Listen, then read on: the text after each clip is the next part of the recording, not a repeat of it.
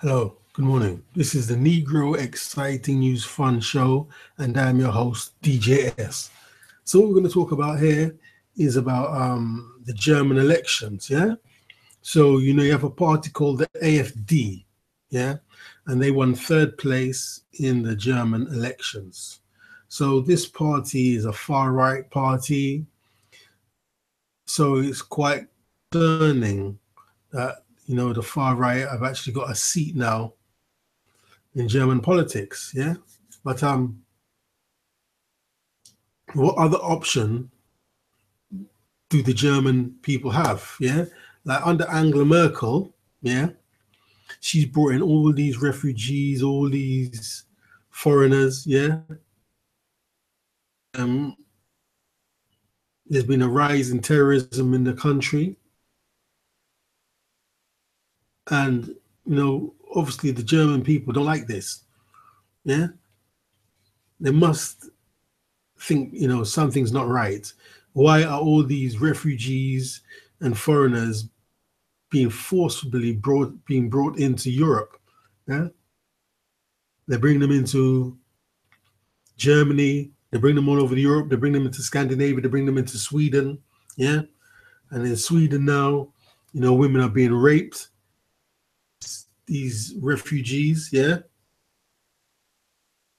it seems like they're given the green light to do anything they want. So the only one who seems to be on the side of the actual people, the Germans, far right. So what other option do they have? But the problem is, yeah, as a black man living in United Kingdom, I mean, it's a bit worrying that the far right have got a seat in Germany, and if the trend continues in other European countries, which it obviously will, it's dangerous for minorities living in this country. That was born here, in the UK. I mean, I'm black. I'm not a white person, am I? So, if this thing, gains more popularity, other European countries, voted in the far right, you know, to have a voice in parliament and stop the influx of refugees and other non-European um, people, yeah, it could lead to something, more sinister down the line, because there's been videos on the internet for years now about race wars coming to Europe. And when I first heard this, it sounded totally ridiculous. Race wars going to come to Europe. Yeah. It was totally and utterly preposterous. How could this happen? Yeah. That race wars would come to Europe. And the person who first predicted this is David Icke. And I listened to David Icke, and most of what he says is spot on. Yeah. I know in his early days he must have said a few things and people said he's crazy, but that was in the old days. That was 20 years ago, 25 years ago, whatever it was, 30 years ago, whatever. But now, he goes to all over the world, goes to Wembley Arena, goes all over the world, and people sit down and kneel at his feet. Yeah, listen to what he has to say. So, yeah, he was saying race wars will come to Europe. But the thing is, I was saying, how is it possible? You've got many countries in Europe where ethnic people are not even there. How is it possible? Like, for instance, you have a race war in, like, either, let's say, Latvia or India or Poland or Hungary or Ukraine, yeah, Czechoslovakia, former Czech Republic, whatever you want to call it, Slovenia, yeah. Why would there be race wars there? Then out of nowhere came this situation in North Africa and Syria, and these refugees were on the march. Yeah. Now, to me, it's obvious. This is all orchestrated. It's all been orchestrated. And the name that's been thrown into the mix is somebody called George Soros. Yeah. George Soros seems to be supremely powerful to do what he wants on this planet. Yeah. And I've seen him in some videos, and he seems to be a very evil person. Yeah, like he said, round up Jewish people, him being Jewish himself, he helped round up Jewish people and hand them over to the Nazis. That's how he's supposed to have originally made his fortune or something. And this is the man saying it himself. It's not some rumor. He's saying it himself. So he was asked, do you have any conscience about it? He said, well, when you're a boy about 14, you might have a bit of conscience about it. But he said, not now. Yeah? No conscience about it whatsoever. This man has orchestrated this thing, bringing all the refugees in from North Africa and Syria and Yemen and God knows where else, and bringing them into Europe. I mean, the big agenda behind it. Why are you bringing these people here, and then they're given a green light to do what they want? Yeah, riot, steal, rape, and no one can't do anything to them. If you put one finger on them, you're in big trouble. Yeah, they can do what they want.